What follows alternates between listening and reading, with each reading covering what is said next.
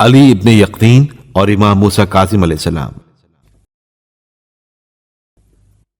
امام موسیٰ کاظم علیہ السلام نے علی ابن یقطین کو اجازت دی کہ وہ ہارون کے دور میں وزارت کے منصب کو اپنے ذمے لیں اور اس سے پہلے مہدی کے زمانے میں وزارت کے منصب کو قبول کریں۔ علی ابن یقطین امام موسیٰ کاظم علیہ السلام کے پاس گئے اور آپ علیہ السلام سے استعفیٰ دینے اور اس منصب کو چھوڑنے کے لیے اجازت طلب کی، لیکن امام علیہ السلام نے انہیں اس کام سے منع کیا اور فرمایا، ایسا مت کرو، تمہارے بھائی تمہارے وسیلے سے باعزت ہیں اور تم پر فخر کرتے ہیں، شاید تم اللہ کی مدد سے ناکامیوں کو سلجھا سکو اور کسی بے نوا کی مدد کر سکو، یہ تمہارے ذریعے اللہ کی مخالفوں کو شکست ہو جائے۔ اے علی، تمہارا کفارہ بھائیوں سے نیکی کرنا ہے، تم ایک بات کی مجھے ضمانت دو۔ میں 3 باتوں کی تمہیں ضمانت دیتا ہوں، تم ضمانت دو کہ ہمارے اصحاب میں سے جسے تم نے دیکھا اس کی ضروریات کو پورا کرو گے اور اس کا احترام کرو گے، اور میں ضمانت دیتا ہوں کہ ہرگز کسی زندان کی چھت تم پر سایہ نہ ڈالے اور ہرگز کسی تلوار کی تیزی تم تک نہ پہنچے اور ہرگز غربت تمہارے گھر میں قدم نہ رکھے۔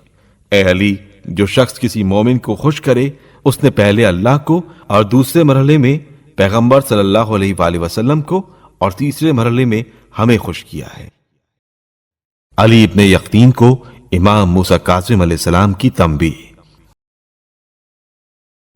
علامہ حسین ابن عبد الوہاب تحریر فرماتے ہیں کہ محمد ابن علی صوفی کا بیان ہے کہ ابراہیم جمال نے ایک دن علی ابن یقطین سے ملاقات کے لیے وقت چاہا، انہوں نے وقت نہ دیا۔ اسی سال وہ حج کے لیے گئے، حج کے بعد امام علیہ السلام سے ملنے کے لیے گئے تو آپ علیہ السلام نے ملنے سے انکار کر دیا۔ علی ابن یقطین کو بڑا تعجب ہوا۔ ایک دن امام علیہ السلام نے فرمایا کہ تم نے ابراہیم سے ملاقات کرنے سے انکار کیا تھا، اس لیے میں بھی تم سے نہیں ملا اور اس وقت تک نہ ملوں گا جب تک تم ان سے معافی نہ مانگو گے اور انہیں راضی نہ کرو گے۔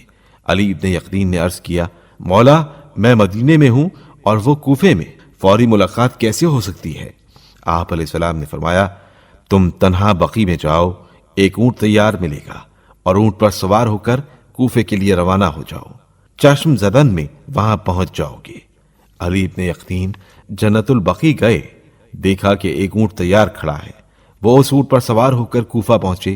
ابراہیم کے دروازے پر دق الباب کیا، آواز آئی، کون ہے؟ کہا، میں علی ابن یقطین ہوں۔ انہوں نے کہا، تمہارا میرے دروازے پر کیا کام ہے؟ علی ابن یقطین نے جواب دیا، سخت مصیبت میں مبتلا ہوں، خدا کے لیے ملنے کا وقت دو۔ چنانچہ انہوں نے اجازت دی۔ علی ابن یقطین نے قدموں پر سر رکھ کر معافی مانگی اور سارا واقعہ کہہ سنایا۔